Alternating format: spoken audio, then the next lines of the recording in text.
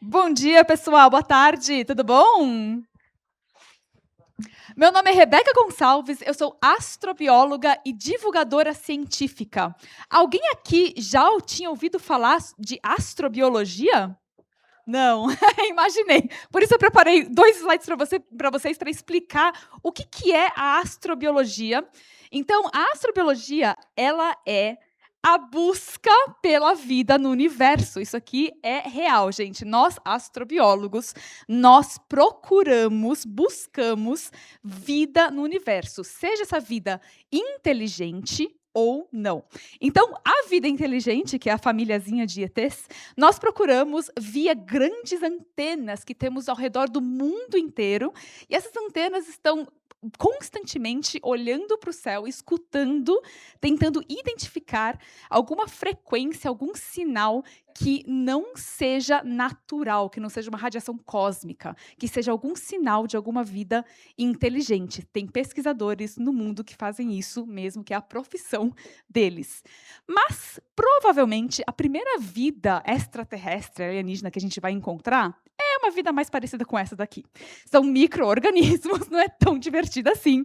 São micro-organismos, bactérias. Então, essas bactérias a gente também busca através de telescópios. Então, a gente aponta nossos telescópios para planetas fora do nosso sistema solar e a gente consegue ver ali na atmosfera do planeta se tem algum elemento que aqui na Terra a gente só consegue ter com vida. Então, só a vida produz aquele elemento X. E a gente já teve algumas pistas aqui e ali, mas nunca nada confirmado. Então, essa é uma vertente da astrobiologia, é a busca pela vida fora da Terra. A outra vertente, a segunda vertente da astrobiologia, é a agricultura espacial. E é essa vertente que eu sou especialista. Então, na agricultura espacial, o nosso foco é como que a gente vai cultivar alimentos no espaço.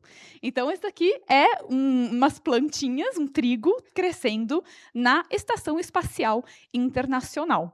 Em gravidade zero, a gente já conseguiu cultivar mais de 30 espécies de plantas alimentícias em gravidade zero. A gente até já mandou, inclusive, uma sonda para a Lua. Essa sonda é chinesa, porque o espaço não é só feito de NASA, gente. Cada país tem uma própria agência espacial. Inclusive, o Brasil, temos a Agência Espacial Brasileira, ok? Então, a China mandou essa sonda para a Lua com uma pequena estufa ali. Dentro dessa estufa tinha algumas sementinhas e, alguns dias depois, nós tivemos a nossa primeira plantinha brotando em superfície extraterrestre. Esse aí é um brotinho de algodão. E a gente faz esses experimentos em agricultura espacial, tanto no espaço, na Lua, mas também em estufas aqui na Terra, onde a gente simula todas as condições que a gente teria numa base lunar ou numa base marciana. Então, esse experimento é o meu experimento que eu fiz na Holanda, numa estufa, na melhor universidade de agricultura do mundo. Ela ranqueia ali acima de Oxford, Harvard. Ela é um hubzinho ali, numa cidadezinha no meio do nada da Holanda. Tem esse hubzinho que tem as estufas mais modernas do mundo. E ali eu utilizei, dá para ver aqui que tem alguns... Ui! Que tem alguns potinhos com terrinha vermelha, outro com areia, outro com terra normal da terra, e eu estava comparando ali como que as plantas iam crescer nessas terras. Esse solo aqui, ele não é um solo que veio de Marte, esse solo que eu usei no meu experimento está também aqui no meu bolso, quem quiser pode vir no final e ver. Ele não é um... Uau, eu adoro quando todo mundo fala uau. Ele não veio de Marte, porque ainda não trouxemos nada de Marte para a Terra, mas este solo aqui, ele chama simulador de regolito marciano. Regolito é o nome técnico para o solo marciano, e ele é feito pela NASA com base nos dados dos robôs que estão em Marte. Então a NASA pega esses dados, vai dentro de um vulcão no Havaí, pega essa terra de dentro desse vulcão, manipula essa terra, adiciona elementos químicos, remove elementos químicos, e o resultado final é um match quase perfeito ao solo marciano mesmo. Então, este solo aqui é usado por pesquisadores de agricultura espacial no mundo inteiro para ver se a gente consegue cultivar alimentos em solo marciano mesmo quando a gente chegar lá. E nesse solo eu plantei tomates, ervilhas e cenoura, né? Sementinhas de tomate, ervilha e cenoura. Quem aqui acha que deu certo? Nossa, pouca fé, né? Quem acha que não deu certo? Poxa. Então, senhoras e senhores, eu lhes apresento tomates marcianos, ervilhas marcianas e cenouras marcianas. Cresceu e cresceu muito bem. Olha o tamanho desse tomateiro, com tomatinhos lá, já madurinhos, prontos para comer. Aliás, os tomates marcianos, eles são mais doces do que os tomates terrenos. E tem até uma explicação científica para isso, que quem quiser saber no final, vem o que eu explico no final, os biólogos entre vocês. E eu fiz também um experimento, a gente também faz, né, experimentos em bases análogas espaciais aqui na Terra. Então, ali no fundo, vocês estão vendo uma base que parece uma base marciana mesmo. Isso aqui não é Marte, isso aqui também não é IA, tá, gente? É uma foto de verdade. Eu tenho que explicar hoje em dia, né? Então, essa é uma base no deserto de Utah, nos Estados Unidos, é uma base análoga marciana, a maior e mais moderna do mundo, onde a gente simula ali todas as condições, como se estivéssemos realmente numa base em Marte. Então, nós temos recursos limitados, a água é super limitada, a energia é super limitada, o espaço físico é super limitado, e a gente tem que cuidar, além dos experimentos que a gente faz ali, a gente tem que cuidar de toda a engenharia da base inteira, né? Então, a gente está super isolado, no meio do deserto, ela fica... aqui, olha, no meio do deserto mesmo, assim, fica a 3 horas de distância de qualquer civilização. Então, qualquer coisa que acontece ali na base, a gente que tem que resolver, como se a gente realmente estivesse em Marte, não tem socorro chegando. E esse foi o experimento que eu conduzi ali na estufa. Eu usei sementes de tomates que foram para o espaço, em parceria com a Agência Espacial Canadense. E esses sementes ficaram ali no espaço por 60 dias e voltaram para a Terra. E eu plantei eles nesse regolito marciano, esse simulador de solo marciano. E aqui a gente já consegue ver eles brotando. Olha só que legal. Onde está escrito ISS, é a Estação Espacial Internacional. E onde está escrito Terra, são as sementes que ficaram na Terra.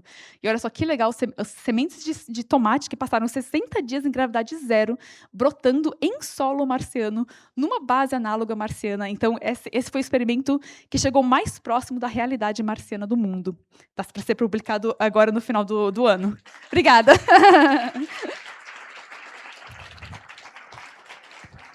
E, assim, normalmente agora, nesse ponto da palestra, as pessoas ficam se perguntando, mas por que plantar em Marte se tem tanta gente passando fome na Terra? Essa é uma pergunta maravilhosa, super válida, e eu adoro responder ela, porque a resposta é muito legal.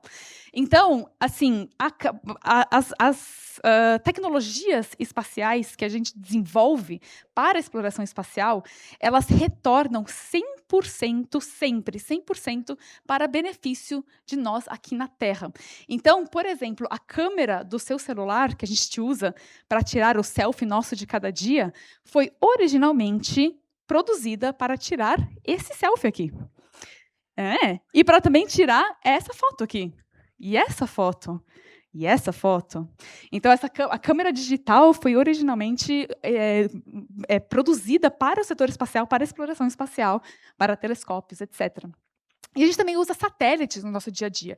Então, os satélites são usados, claro, para o GPS. Então, não teríamos o Google Maps sem um satélite que foi para o espaço através de um foguete que está ali orbitando a Terra. Mas também ele é usado para todas as transações bancárias do mundo inteiro.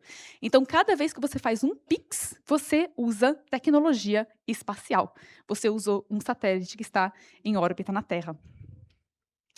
Os satélites também eles são essenciais para monitorar o clima do nosso planeta, né, a saúde do nosso planeta, a temperatura dos oceanos, os gases da atmosfera, a agricultura para monitorar plantações e doenças que podem se espalhar pelas plantações.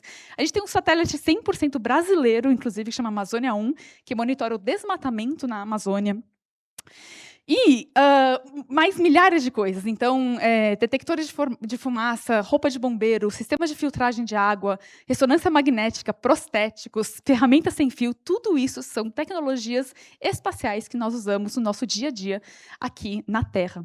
E, além de tudo isso, tem ainda o retorno financeiro sobre o investimento, que cada $1 retorna $10 na economia, através de empregos, através de comercialização das novas tecnologias, economia de dinheiro por monitoramento e prevenção, por exemplo, de doenças nas plantações, e criação de novos mercados que usam, por exemplo, tecnologia espacial.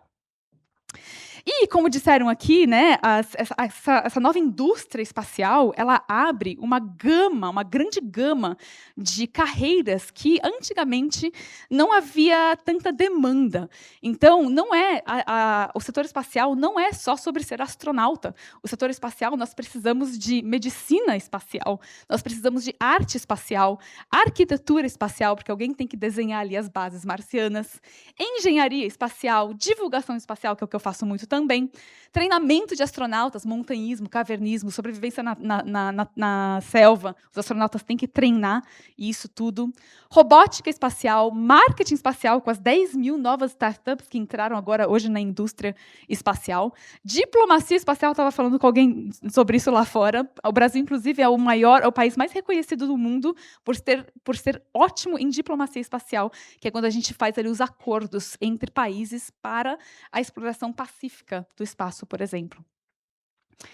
E, para encerrar a produção, para vocês não ficarem desesperados, eu tenho só mais 1 minuto para encerrar, tá bom? Que a produção ficou bem assim no meu pé hoje. Eu também faço muito o trabalho de divulgação científica, que é o que eu estou fazendo aqui para vocês. Então, esse teaser que eu dei aqui dessa palestra, normalmente é uma palestra de 2 horas que eu levo para as escolas e eu falo com jovens do Brasil inteiro, tanto de escolas públicas quanto de escolas privadas. Esse mês, a gente atingiu 10 mil alunos impactados com essa divulgação científica. Obrigada. E os alunos realmente, dá para ver a estrelinha, assim, sabe, nos olhos deles, abrindo a mente. Nossa, eu gosto muito de espaço, mas eu gosto também de arquitetura. Como que eu vou juntar os dois? Junta a arquitetura espacial, né? Então, eles ficam sempre muito animados, vêm no final, né, da palestra, tirar foto. Eu faço vivência científica com eles também. Eu visto eles de cientista e a gente vai pela escola pegando amostras de solo e eu levo um microscópio, a gente olha no microscópio. Muitas vezes é a primeira vez que a criança olha no microscópio, né, alguma coisa. Esse menininho foi de uma ONG e a primeira vez que ele tinha olhado no microscópio, ele ficou totalmente encantado e daí ele olhou bem fundo assim nos meus olhos e falou: tia, quando eu crescer, eu acho que eu quero ser igual você, um cientista dele. Isso, quando eu crescer, eu quero ser um cientista. Meu Deus, que coisa linda. E é isso, assim, é muito gratificante, né, esse trabalho de divulgação científica. Eu também vou em eventos aqui, eu estou falando sobre tomates marcianos para executivos da Heinz. Então, eu também vou em eventos quando me chamam, Campus Party, etc.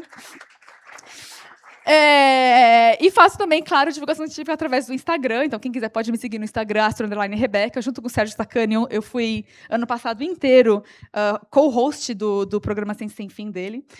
E esse daqui também, eu adoro essas 2 fotos. Essa aqui era final de agosto. Eu estava falando com esses alunos de uma escola pública em Osasco. E, para o 7 de setembro, para o desfile de 7 de setembro, todos eles decidiram se vestir de astronauta. Pois é. Então, realmente, o trabalho de divulgação científica ele é muito gratificante, eu faço com todo o coração, assim. Então, aqui estão as minhas redes sociais, e eu estou agora mesmo com uma campanha para publicar esse experimento que eu fiz agora nos Estados Unidos, né, com o regolito marciano. Essa campanha, se vocês escanearem o QR Code, você consegue ou adotar um tomate marciano, então o seu nome fica ali na história da exploração espacial, ou você pode ter em casa um pouquinho desse regolito marciano, então você pode, como recompensa, ter uma amostrinha do regolito marciano entregue na sua casa, além de contribuir com a ciência brasileira e com uma mulher cientista brasileira. Muito obrigada, gente.